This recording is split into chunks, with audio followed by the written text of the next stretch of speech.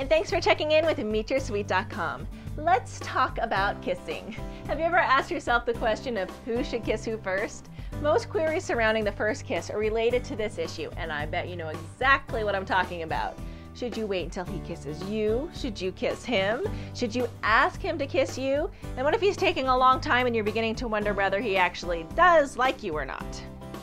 The thing about any kind of physical affection is that there's kind of an ideal set point where the tension builds up to its optimum point. You're both pretty sure it's going to happen, but neither of you knows exactly when. This is a lot of fun.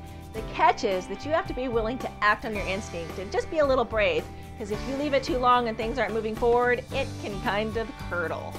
Everyone starts double guessing themselves and wondering if the other person really is attracted to them, and it just stops being fun. This kind of vulnerability is horrible to experience, but easy to understand, and it all boils down to the need of just about everyone on the dating scene to reduce the unpredictability of attraction and tension to a set of rigid rules and regulations. Here's the real deal. There is no such rule for successful dating. Deciding to play it safe by creating a rule about kissing a man, for example, I will always wait until the third day before French kissing a man, does nothing but compromise your irresistibility and set you up to feel like a failure. The truth is that there is no way you can possibly know what's going to be appropriate in the future. A need to try to control the scary unknown of the dating scene by attempting to confine it within a network of guidelines and rules is something that we can all understand, but it really doesn't work. And incidentally, the same thing goes for sex too. There's no such thing as a timeline or schedule for that sort of stuff. So if you try to create rules for yourself out of a need to prevent yourself doing the wrong thing or making the wrong impression, well, rest assured that we can all understand that need, but unfortunately the guarantee you're looking for doesn't exist. There's just no way to guarantee that you won't make a bad impression with someone. None of us are capable of reading the situation, well, 100% of the time. And you've just got to come to terms with it if you're going to date successfully and have fun at the same time. And in fact, the only thing that will almost certainly guarantee that you'll come across as odd, weird, stilted, inappropriate, or self-conscious is if you stick to arbitrary rules that you've imposed on yourself as a result of your past experiences. Remember, the past has no bearing on the present or future, aside from what you give it.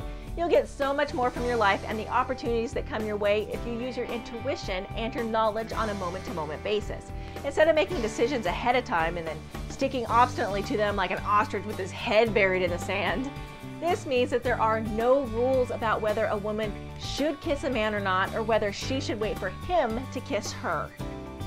Here's a completely relevant fact that I think you'll want to hear about. And it's that when you do something out of a genuine desire to do it, and not because you want to get something out of it, then you can't lose. When your actions are based on your own genuine belief that whatever is an authentic expression of who you are and what you want, then all the questions of timing and what will the other person think become instantly and deeply irrelevant. In other words, if you make a move to kiss a man because you're strongly attracted to him, believe it to be reciprocal and, most importantly, you feel that's an apt reflection of who you are, then try this idea on for size. You should definitely go and kiss him, and to hell with any rules that you may have heard. If he thinks you're forward or is turned off by a woman who makes the first move or gets a little freaked out, then it really doesn't matter and you're still in good standing. And here's why. It's because you know what you just did is truly a reflection of who you are. So if your actions didn't work for him, then clearly the two of you just weren't a good match, meaning that all you've done is save yourself a boatload of time and freed yourself up to go find someone who is a good match for you.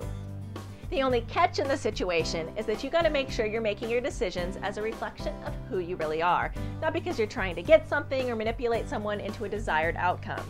For example, if you're kissing a guy because you want him to like you more or you want to be his girlfriend, then you're not really being authentic, and there's a much higher chance that things aren't going to turn out as you'd expected.